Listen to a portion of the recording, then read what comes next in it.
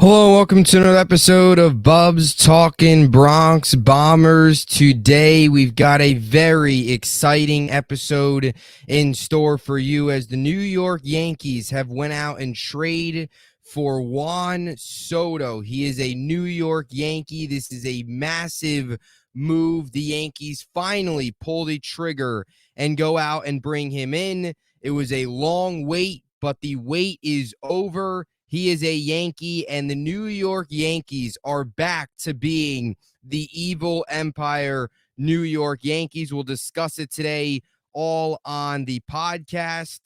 This will also be on YouTube along with the Apple podcast, Bubbs Talking Bronx Bombers, which you can find on Apple and wherever else you get your podcast. The New York Yankees go out and bring in Juan Soto. They also go out and bring in Alex Verdugo a few days ago, which we'll get to that a little later on. We'll also get to Trent Grisham and all the latest up-to-date New York Yankees news as the winter meetings have now come and gone.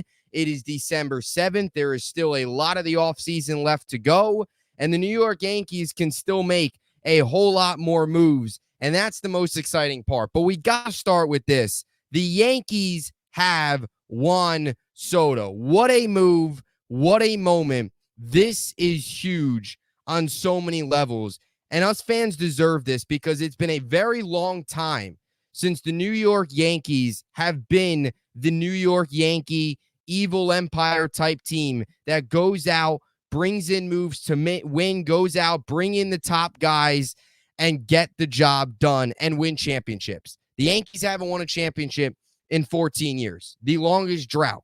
They haven't. Last year, they missed the playoffs, which for the Yankees standards over the last couple years, making the playoffs was okay. As long as they made the postseason, it's okay. But to not make the postseason is inexcusable. They recognized that. They went into the offseason, realized that a generational talent at just 25 years old who won a World Series title when he was just 21 years old is available, and they went out and finally got the job done. For a very long time over the last couple years, the Yankees have settled for plan B. They've settled for plan C. They have avoided the left field spot. They have avoided bringing in the big fish, and the results on the field have shown. The New York Yankees have been trying to find these bargain deals for these no-name guys. Last year, guys that were playing outfield for the New York Yankees included IKF, included Billy McKinney,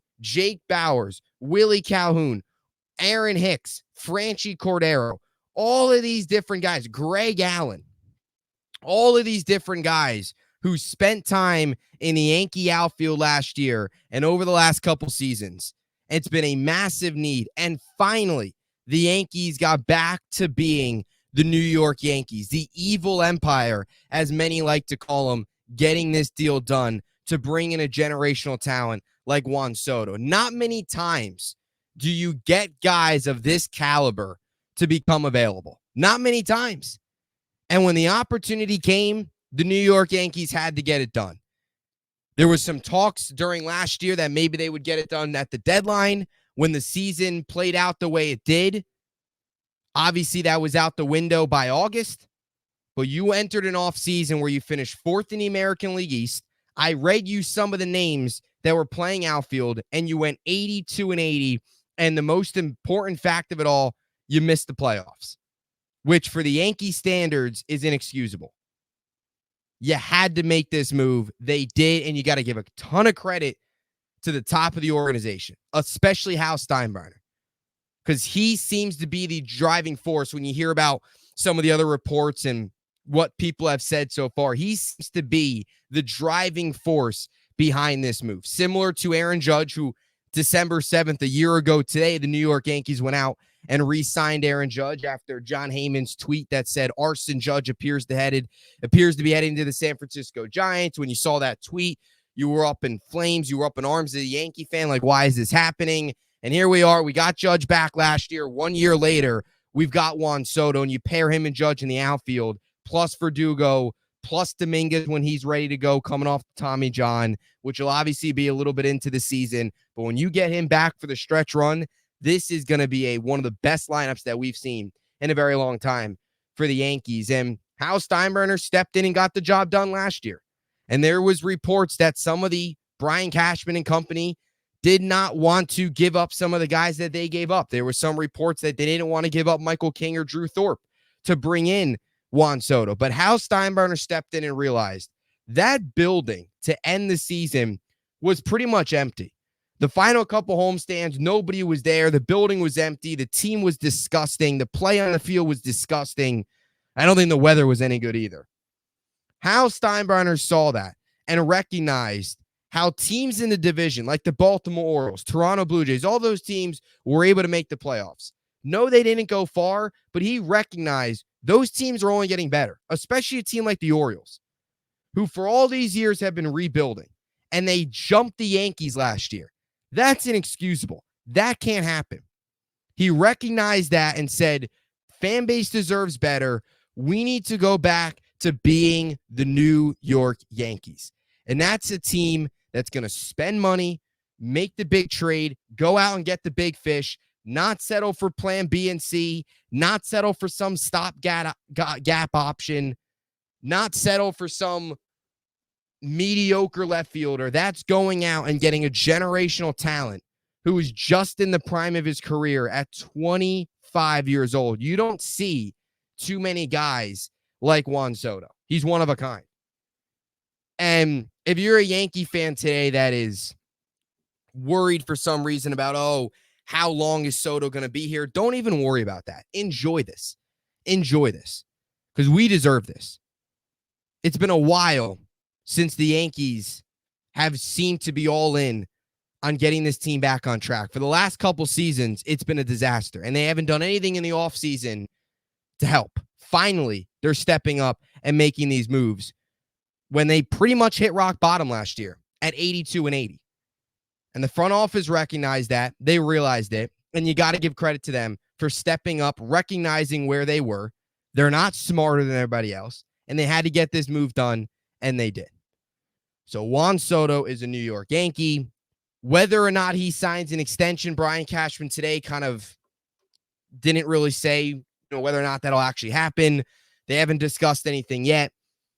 Enjoy this. And that's my message. There's still fans out there saying, is this only going to be a one-year thing? If it is, they're all in on a title. And it's December 7th, too. There is still the entire offseason still to go. The Yankees can still go out and get Yamamoto. They can still go out and get some other pieces. We heard that Jordan Hicks was potentially on their radar to bring in as a reliever. They can still make some more moves. It is only December 7th. Already talking about next offseason is way too premature. You need to enjoy this moment because the Yankees got a generational talent at a position that they've had as a need for a very long time. So the trade, the Yankees obviously get Juan Soto. They also get Trent Grisham as well in the deal, another outfielder who has spent some time throughout his career with Milwaukee in 2019. And since then, he spent the last 4 seasons with San Diego. And then the Yankees gave up Michael King, Johnny Brito, and Randy Vasquez, along with pitching prospect Drew Thorpe, and then Kyle Higashioka, Higgy, who has been with the team for a while. He was also sent over to San Diego. I look at this as a massive win in the trade for the Yankees. They didn't have to give up Dominguez. They didn't have to give up one of their top prospects. There was a lot of people out there wondering if the Yankees would have to give up, Dominguez or an Everson Pereira or somebody along like that over to San Diego for Juan Soto. But since it's the possibility of potentially a one-year thing, they didn't have to give up one of those top guys, one of those top prospects.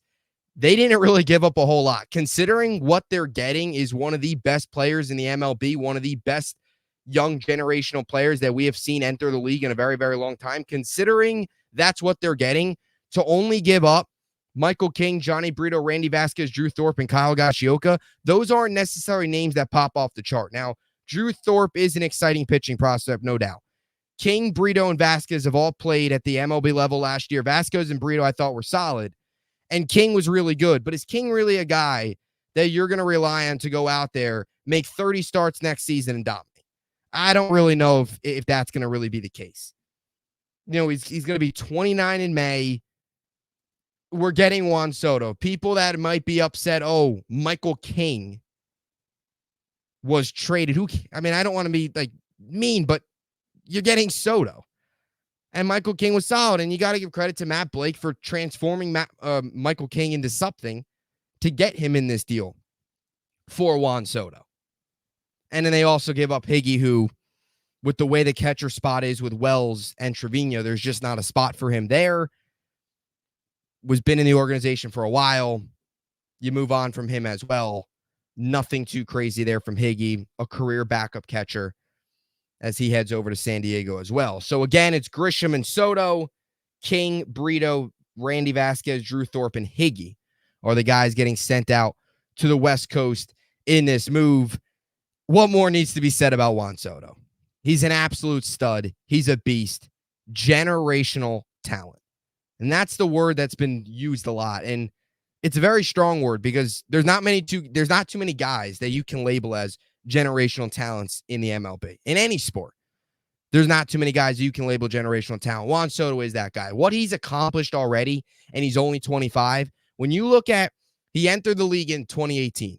You would think right now this is probably a 29 to 30-year-old guy that you're bringing. No, this is a guy that's 25 years old. You're talking about a guy that's probably still got 13 years ahead of him in the MLB, at least 13 to 15. He's only 25 years old. And he's already this good. And he brings such a huge need to the Yankees, and that's left field.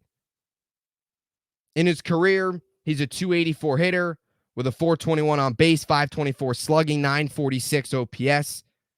To have your OPS at plus 940 in your career is unbelievable. The average is always high. He's bat fits Yankee Stadium. We all remember last year when he hit that homer. It's funny, he actually hit it off of Randy Vasquez, who is now going over to San Diego in the trade, when he hit it upper deck at the short porch. And we've been talking about this forever with the Yankees. Bring in lefty bats that can hit the short porch in left field. And forever, the Yankees have avoided it. But finally, they make this move, and they bring in a guy that bat fits Yankee Stadium. Left field or right field, lefty, short porch, Soto. It's going to be fun. Hit 35 home runs last year. That was a career high in his career. He's got 160 home runs in 779 games played. Something I think that, too, isn't talked about Soto as much is his ability to work walks. He worked 132 walks last year, which is the second most he's ever worked in a season. And he had a 275 batting average plus the 410 on base percentage. Not too many guys out there with the 400 plus on base percentage. He's one of those guys. It's crazy to think, for a guy to go out there and have more walks than he did strikeouts. Last year, he did. Not a guy that's going to strike out a whole lot. He's not. He had 132 walks last year, 129 strikeouts. He walked more than he struck out. That's something that in the modern game today, where strikeouts are so big and strikeouts are so much more common, to have a guy that walks more than he strikes out is huge. And especially for this Yankee lineup, they struck out a ton last year. Their ability to not make contact, their ability to not work good at bats, work into counts, see what the pitcher's got. They couldn't do any of that last year. They were such a putrid offense. To have a guy that can get on base, work walks, and plus bring power, that's what we're getting here in Juan Soto. So the walks are huge. The ability to get on base, obviously with the 410 on base percentage. In 2020, during the COVID year, he almost had an on base percentage of 500, which is crazy. And last year, 97 runs scored, 156 hits, 32 doubles, 35 homers. With the short porch Yankee Stadium, you could see him going off easily for 40-plus home runs this year. Easily, with his ability as a lefty inside Yankee Stadium with the short porch. Expect to see a lot more of that this season. And again, his defense as well is something that I think, I don't want to say he's underrated, but we talk about him with his bat, rightfully so. But defensively, he's very good. Solid defensively. When you look at his baseball savant page, it is crazy all the red you see, which means great. The batting average, the on base, the exit velocity, the barrel percentage, hard hit percentage, all the advanced analytics. Not much more I need to say. Soto is a beast. He's a monster, generational talent. Last season was in the top 4% of the league with max exit velo. This is a guy that can hit the ball out in a heartbeat. And you're going to see a lot of that this year. Juan Soto is a New York Yankee. Crazy to say. Left field. Can also obviously plug him in and right, but primarily play left. And the Yankees have talked about saying, you know what, he can, or they feel fine rather playing Judge in center right now. If it was opening day, was right now, they would feel okay with Judge in center field. Now that could possibly change as the year goes on, not wanting Judge to take as much wear and tear, covering a lot of ground in center to make sure that he stays healthy throughout the entire 162 campaign coming up in 2024. But Judge in center, he can play anywhere. You want to plug Soto in left or Soto in right and plug Verdugo in. Soto and Verdugo are your corners, and Judge in center is a really good outfield. Really good to start. And then when Dominguez comes back, you can go Soto, Dominguez, Judge from left to right, which the pop in that outfield is crazy. And to go from Billy McKinney, Jake Bowers, all those guys that were playing last year towards the end of the season in the 82 and 80 season, to go from that to Jason Dominguez and Juan Soto and Judge obviously still there is a massive upgrade. And this finally does give Judge some protection. Also gives Soto some more protection. And that's what's crazy too about Soto and what Judge is too. And that's what makes players so great. Like Soto and with the Nationals for the end of it there, he didn't have a ton of protection towards the end of his career with the Nationals. Now, obviously has protection in San Diego, but this provides protection for a lot of these guys. The Yankees lineup last year was so one-dimensional. It was Aaron Judge. Adding Soto to that, you get Dominguez, you add Verdugo, who we'll get to here in a second. Volpe's only getting better.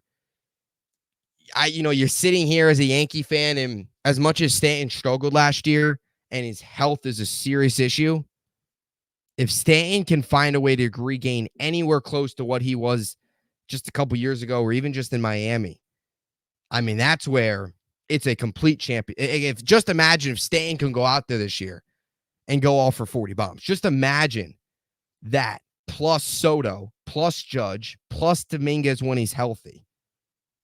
I mean, that is just, nobody can beat that lineup. Nobody can beat that lineup. There's on about the two of the best players in baseball right now, Soto and Judge, in a lineup together. That's scary. And the Yankees made it happen. So that's the Juan Soto deal. Now, they also, again, they brought in Trent Grisham, also over from San Diego. Lefty bat. And again, this is something else that you want to mention. The Yankees have they've brought in 3 players so far over the last 72 hours, over the last 3 days. All lefty bats. Verdugo, lefty. Trent Grisham, lefty. We just talked about it. Soto, lefty. Credit to the front office. There was a clear need. No lefty power, no lefty bats, no lefty threat in this lineup. In a stadium that favors lefties. I mean, it took a very long time to realize that, but they finally have gotten to the bottom of it. And here we are, brought in all lefties that can provide some pop, especially Verdugo. Now, starting with Grisham here before we get over to Verdugo. Grisham, he's not a great hitter. He's not a great player by any means. He's kind of I guess you want to just call it like a salary dump in this move, if that's the right way to put it. He is a pretty solid, he's above average defender. Doesn't have the best arm.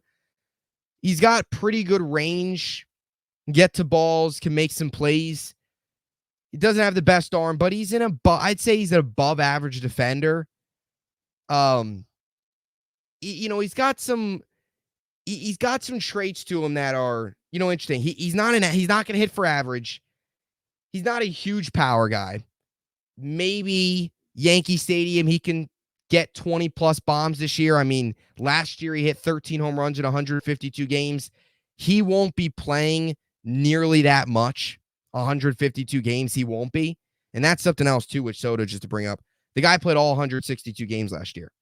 When's the last time you could say a Yankee is that reliable and can go out there and play every single day. Well, Soto was able to do that last year, played 162 games, every game for the Padres. But Grisham has that potential to potentially be a 20 home run guy if he played 150 games, but he's not going to. He's just going to be kind of a fill-in guy, above average defender. He does work his walks. He can work his walk. His walk percentage was in the 92nd percentile last year for the Padres, which is really good. Can work his walks. He's going to strike out. He's going to swing and miss a lot. He's not going to hit the ball extremely hard. He doesn't have a ton of pop, a little bit, but he's going to walk. He's going to get on base. He's got a career 316 on base, which isn't great, but considering he hit 198 last year and didn't put the ball in play much, walked away with 315 on base. He's going to walk a little bit, and that's about all he's going to do. Cashman today seemed pretty excited, or I think it was Boone or Cashman seemed pretty excited about Grisham. I think it was Cashman who spoke. Seemed pretty excited about Grisham, or Cashman did spike, but seemed interested in Grisham, that maybe they can find something in his swing. Maybe they can fine tune something, but he's really just the depth guy. And when you look at the way the outfield's going to shake out early on, you're going to see a lot of Verdugo, Judge, Soto. You're going to see a lot of that three combo in the outfield. When Dominguez comes back, Grisham's going to kind of be phased out as more like the fifth outfielder. Maybe they flip him at some point in the season at the deadline if he's playing well, or they could flip him and bring in somebody else if they haven't need another spot. It's more of a salary dump. Hey, we're getting Soto. We'll take Grisham as well. That's kind of what it is. I wouldn't expect a ton from Trent Grisham. He hit 198 last year, had the 315 on base, had a 352 slugging, a 666 OPS, knocked in 13 home runs, 93 hits. Wouldn't expect a ton. Going to work some walks. He's going to strike out. He's going to swing and miss. He's an above average defender. That's kind of what you're getting at Grisham. Now, when you move on to Verdugo here, I'm excited about this move. And I'll be honest, when the Yankees discussed, when you heard about some of the rumors discussed in the offseason about the possibility of the Yankees bringing in Verdugo, it was brought up a little bit throughout the course of the offseason when the season ended, the possibility of the Red Sox moving on from a Verdugo, him going elsewhere after spending 4 seasons with Boston, after going from LA to Boston in the Mookie Betts deal back in 2020 or 2019, going into the 2020 season. He's very good. Now, I've always thought Verdugo's a really solid player. I was actually not against bringing in Verdugo. I was surprised. I didn't think the Yankees would do it just because of the history there. Number one, Yankees and Red Sox, they don't trade a whole lot. And when they do, it's usually small trades, at least over recent history. It's been a lot of small trades. I'm not talking Babe Ruth type stuff. I'm talking recently. A lot of small trades. But this trade is, it's not huge. It's not Juan Soto trade, but Verdugo's a solid player. The reason I didn't think Verdugo would come here was the whole Yankee Red Sox thing, obviously, number one, and his beef with the fans in the outfield and left over the course of his career. You go back when he was yelling at the fans in the outfield. I think they were, throwing stuff at him. He was frustrated, yelling at them, all that stuff. Either way, he's in pinstripes now. The fans are going to respect him. We're going to cheer for him. He's going to like it. It's all going to be fine. But that's why I didn't think he'd do it. Now, a lot of people are taking those fan incidents and taking it away from what he's able to do on the field. And what he's able to do on the field, Verdugo is a very solid piece. He's a very solid player. A guy is a 280 hitter in his career, 337 on base, a career 765 OPS, and a career slugging of 428. He's got some pop a little bit. He's going to hit doubles. He's a solid defender. I like Verdugo a lot. He's a contact guy, not a huge 25, 30 plus home runs. He'll knock in 15, 16 maybe at Yankee Stadium. Again, his career high is 13, which he had last year and then in 2021. You have to assume Yankee Stadium, that number will raise up a little bit more pop. Maybe he gets to the 20 mark. I don't know if he will. That's probably asking too much, but he's a good contact guy. He's a contact lefty, which is something that this Yankee lineup could really use. And for early in the season, you want to plug Soto in left and put Verdugo in right, or vice versa, Judge in center. That's probably how it's going to go. Soto left, Judge center, Verdugo in right. Verdugo can play left, obviously, but also can play right, primarily plays right. So I like this move a lot. I really do. I think a lot of people have to take away the whole fan incident, him being on the Red Sox and all that stuff, and look at the numbers and look at what he's actually done. And if you do that, I think you really like this move as a New York Yankee. This is a really underrated move. That's not going to get talked about much, rightfully so, because of Soto. But this is a move that I really like. Now, when it went down, I was thinking to myself, okay, this better not be the Yankees' way of saying, oh, we have solved our outfield issues. Because Verdugo's good, but he's not Juan Soto. And when this move went down, you're thinking to yourself as a Yankee fan, they really did this again where Soto's right there, and they're really going to go out and bring in Verdugo and Bellinger or somebody like that. That's what you thought they were going to do, or they're really going to go out there bringing Verdugo, and then they're going to call it a day. But they didn't, and you got to give him credit for that. But he doesn't strike out much. He doesn't strike out much. He doesn't whiff. His whiff percentage is very, very good. His chase percentage is very, very good. Doesn't strike out a ton. Bat to ball hitter, lefty, contact, 280 plus in his career. Good defender, really good arm. I like Verdugo a lot. The fan stuff, that's in the past. You got to look at the future. And if you're looking at that, you got to like what Verdugo's done. In 140 games last year, he had 144 hits, 37 doubles, 13 bombs, 54 ribbies, 264, 324, 421, 745 slash line, and a WAR of 2.6. Those numbers are solid, and you expect the power numbers to go up a little bit more at Yankee Stadium. So you take away the fan stuff, and this I thought was a good start to the Yankees winter meetings, and then Verdugo was the Soto was ultimately the icing on the cake. But again, the Yankees completely went out there and revamped their entire outfield in 3 days. And it was all lefties. Everything they needed, they've gotten. At least in the outfield offensive side of things. Now you go to the pitching side, which we'll kind of preview here a little bit more. Now, of course, people are going to look at the pitching and say, okay, well, the Yankees, they've got Cole, Cy Young winner, well-deserved. You hope that Nestor can stay healthy. You do have a lot of ifs there. There are ifs with the Yankees pitching. But Yamamoto is still out there. And I think right now we talk about, we talk about Yamamoto coming to the Bronx. That movement Yankee fans have all been talking about. Now it's time to go out. And as a Yankee fan, you start to get a little greedy. You get a little greedy now if you're a Yankee fan. Go out, get Yamamoto. Bring in as many big names as you can and get 28 inside the walls of Yankee Stadium. That's, I think, what you've got to do. In last season, he had 23 games pitched in Japan. He went 16-6 with a 1.21 ERA, 169 strikeouts, 164 inning pitched. He has won 3 straight Triple Crown winners last year, or winners in his career in Japan. Cashman was in attendance to watch him pitch. They've obviously met with him. Now, across town, Steve Cohen, seems that the Mets are interested as well. And now that they see Yankees got Soto, they might be a little bit more going all in on Yamamoto to make sure that the Yankees don't get both of them. But one thing we know about Yamamoto, and one thing that there's been a lot of reports, especially over the last 24 hours about Yamamoto, or Yamasoto, whatever you want to call him, is he wants the bright lights. And he wants the pressure. He wants the big stage. That's something that we do know about him.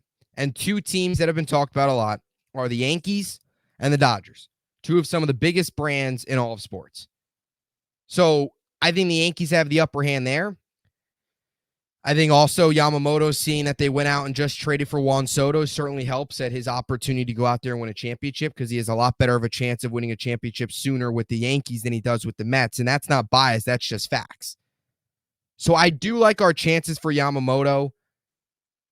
It'll be interesting. I think he's got obviously signed by January just due to the rules and stuff with the whole coming over from Japan. So This isn't something that'll leak into February. It's something that should get done relatively soon. But as a Yankee fan, you get greedy because you got Soto. Now you got to get Yamamoto and finish off Yamasoto. Because Kodai Senga last year was the big deal. Mets got him. And that certainly helps Senga, Yamamoto, all that stuff. And they're close and stuff. But big stage, Yankees, they just went out for Soto. Trust this front office to go out and bring in Yamamoto and completely put a cherry on top. Because if you add that to this rotation, and you look at their rotation too, and the Yankees have got some prospects like Will Warren and stuff like that still coming up the pipeline. You got to remember too, Luis Hill was out all of last year, a guy that ate some big major league innings back in 2021 or 2022 rather. Guy that played a really good role for us. You have this. People have to remember too. You have the Cy Young. Let's not just sit here and discount there. He won the Cy Young. You hope that if Rodon can get back to his old form, you have Rodon, Yamamoto. That is a nasty 1, 2, 3. And when you look at the lineup, that might even be nastier. So a lot to like right now if you're a New York Yankee fan. And after an ugly 2021 or 2023, the Yankees have gone out and done exactly what we wanted them to do. And that is bring in Juan Soto. And they have now done that. And now we wait to see what they can do the rest of the way. And if Yamamoto is also on his way as well. But you look at the Yankees' projected lineup: LeMahieu, Soto, Judge, Rizzo, Stanton, Verdugo, Glaber, Wells, Volpe. That's pretty good, if you ask me. And that's without Dominguez. Don't forget, Dominguez is going to be back too, probably July, August, All-Star break area. Get him back into the fold. Exciting times for the New York Yankees. So we'll have a lot more content coming your way. Once Yamamoto gets a deal done, we'll discuss it.